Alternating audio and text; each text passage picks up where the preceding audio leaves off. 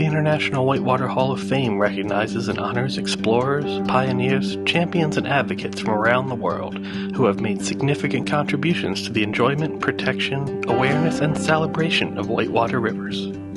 Beginning with the class of 2005, the International Whitewater Hall of Fame has celebrated individuals from Australia, Belgium, Canada, Costa Rica, the Czech Republic, France, Germany, Luxembourg, New Zealand, Slovakia, Switzerland, the United Kingdom, and the United States. Nominations are submitted through affiliate organizations. A panel of knowledgeable whitewater paddlers narrows the field to determine who to include on the ballot. The voting electorate, which makes the final selections, represents paddle sport competitors, instructors, manufacturers, retailers, outfitters, and past inductees from around the globe. The International Whitewater Hall of Fame accepts nominees year-round. To nominate a deserving individual, visit iwhof.org. The International Whitewater Hall of Fame is the central program of the World River Center, formed in 2019, and partners with the American Canoe Association to facilitate the Hall of Fame induction process. It is our honor to present exceptional individuals whose personal commitment, skill, and love for paddling have contributed significantly to the healthy state of our sport and an exciting future for all who enjoy rivers. Presenting the International Whitewater Hall of Fame Class of 2021.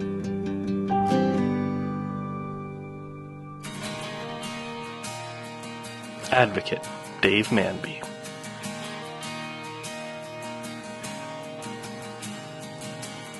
While Dave Manby is a well-known international whitewater expedition kayaker, he is equally recognized for his role as an advocate of international cooperation in the sport, and for forging links between paddlers in different countries in an era well before the internet. Dave was the youngest member of the British Everest Canoe Expedition. This expedition drove overland to Nepal and paddled down the Dukosi River, which flows down from Mount Everest. It was filmed for TV by Leo Dickinson and won over 25 awards worldwide. He continued his pursuits with expeditions in Venezuela, Pakistan, British Columbia, and Iran. After the death of his close friend and expedition partner Mike Jones on the Braldu River, Dave set up and for the next 10 years ran the Mike Jones Memorial Rally. A bleak December weekend in Llangollen, Wales. It's the World Cardboard Canoeing Championships. This became the biggest event of its type, with up to 2,000 plus paddlers attending, and was the forerunner of similar whitewater festivals around the world. Dave was brilliant at making local friends wherever he paddled, and he helped develop international whitewater-based tourism. In 1983, he and a team set up Çorum River raft trips, offering 10-day guided paddling trips on the Çorum River in eastern Turkey. In 1993, he helped organize the Project Raft World Rafting Championships on the Çorum River and entered with a British team of disabled paddlers. In 2005, he organized and ran the Çorum River Extreme Race. As a testament to his influence, the town of Yusufeli on the Çorum now has the first whitewater center in Turkey, and one of the youths that Dave taught to paddle is now a coach for the Turkish national slalom team. Dave served as the chair of the BCU Safety Committee in the 1990s and a delegate at the International Whitewater Safety Symposiums that developed ideas and designs that are now accepted as universal safety standards. As chair of the BCU Expedition Committees from 1996, he encouraged inclusive trips for women, youth, disabled, and challenged groups. He also advised and encouraged many university expeditions. While Dave has spent 50 years at the center of the international river running scene, he has also inspired others to paddle rivers around the world.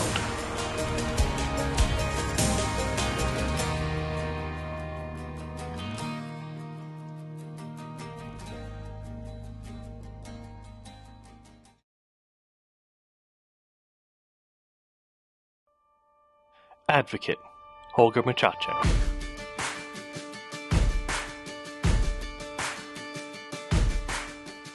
Have you ever wondered where large cockpits, bulkhead footrests, the throw bag, and life jackets came from? No one has influenced the alpine whitewater sport more than Holger Muchacho over the course of several decades and often from the background.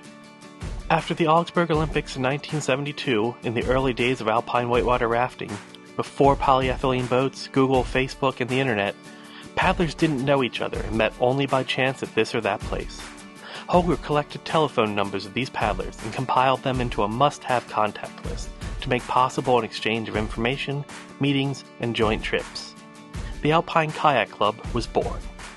Within a short time, it became the most renowned paddle club in the world, with the most important paddling network of the international whitewater scene. With the number and difficulty of rivers navigated, there was also an increase in accidents.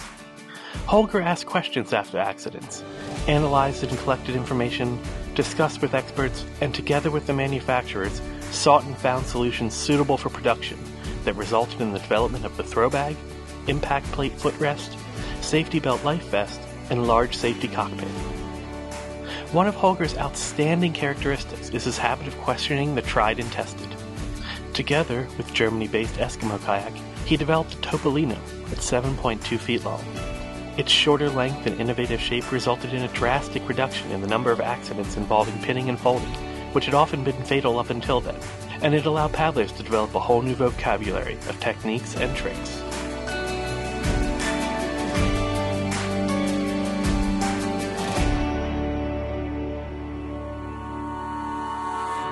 Pioneers: Genevieve and Bernard de Caumont and Antoine de Seine.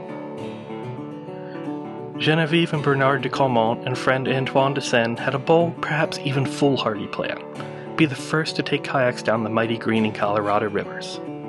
The French trio brought the latest technology of whitewater kayaking to America in 1938. Trip leader Bernard de Caumont believed that the new folding kayaks designed in France and Germany, based on traditional Inuit designs, would be lighter and more maneuverable watercraft on the large whitewater rivers of the American West. They launched from Green River, Wyoming, and landed 900 miles and 2 months later in Lee's Ferry, Arizona. They were pioneer river runners, making a first kayak descent of the Whitewater rivers first made famous by John Wesley Powell. Genevieve, just 21 years old, was the first woman to successfully paddle her own craft down this section of the Colorado. They were forerunners of modern whitewater recreational adventure, packing their folding kayaks with camping gear, food, cameras, and beer. Bernard, Genevieve, and Antoine were pioneers of whitewater filmmaking as well. They created what is perhaps the very first whitewater film in color, shot from the point of view of a boat-mounted camera, a technique that's popular today, bringing international attention to the emerging sport.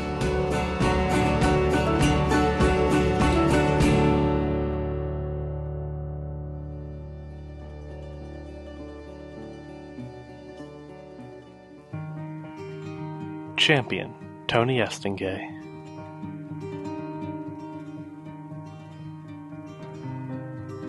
Tony Estanguet comes from a family steeped in whitewater canoeing. His father won medals in wildwater canoeing in the 1970s, and his brother Patrice claimed the bronze medal at the 1996 Atlanta Olympic Games. Tony himself is a 3-time European champion, 3-time world champion, and 3-time Olympic champion. He holds a total of 12 ICF Canoe Slalom World Championship medals, 5 gold, 6 silver, and 1 bronze across the individual and team events. He also owns a total of 10 medals at the European Championships, including 4 golds, 3 silvers, and 3 bronze. His Olympic gold medals at the Sydney 2000 Games, Athens 2004 Games, and London 2012 Games make him the only French Olympian to win gold in 3 different Olympiads. He was elected to the International Olympic Committee's Athlete Commission in 2012 and has been especially involved in the IOC's Sustainability and Legacy Commission. He has also been Vice President of the International Canoe Federation since 2014. In 2008, he served as the flag bearer for France at the opening ceremonies of the Beijing Summer Olympics. And he continues to bear the French flag as he led the Paris 2024 Olympic and Paralympic Games Bid Committee. Alongside Bernard Lepusset and all the stakeholders involved in the project, the sports movement, civil society, public sector, and private sector, his campaign won France the Olympic Games in 2024. You can't imagine what this means to us, to all of us. This is incredible, so strong. And this is not the end. Today is just the beginning.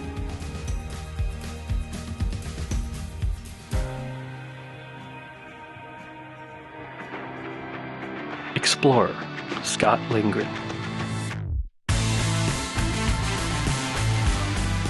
Scott Lindgren is one of the most luminary explorers of global rivers of his generation, seamlessly blending complex logistics with beautiful filmmaking to capture the spirit of adventure like few others have. He began his career as a cinematographer on the Emmy Award-winning film Amazon to Andes, and has since made numerous kayaking films, including Good to the Last Drop, Aerated, Burning Time, and the Liquid Lifestyle series. It's about the people you meet, the places you go, and in every sense, yearning for what the next horizon line can bring. They chronicled his numerous first and early descents in the California Sierras, including Upper Cherry Creek, Devil's Post Pile of the San Joaquin, Middle Fork of the Kings, and the Upper Middle Cahuilla. He also holds numerous first descents and early descents around the world, including the Tulbari, Upper Karnali, and Sutlej in Nepal, White Nile Murchison section in Africa, the Salween in China, the Rio Kamada to the Amazon in Bolivia, and most recently, the Randu Gorge on the Indus in Pakistan. His crowning achievement was the first successful descent of the Sangpo Gorge, one of the most daunting river expeditions in modern history. It is the Everest of whitewater rivers, a torrent raging off the Himalayas that plunges through the deepest gorge on Earth. It was chronicled in Peter Heller's Hell or High Water, as well as Lindgren's own film Into the Sangpo Gorge. Scott's approach to expeditions and filmmaking set the standard that today's paddlers still try to emulate.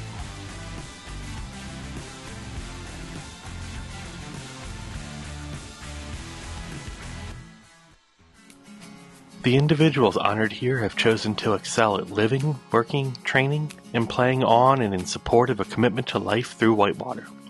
We should all be so lucky as to know their passion and see through their lens. The World River Center and its International Whitewater Hall of Fame is proud to acknowledge the work, passion, and vision of these honorees and congratulate them on their legacies. Help us celebrate these individuals, as well as their fellow International Whitewater Hall of Fame inductees, by congratulating those you may meet and nominating others you feel deserve a similar place of honor.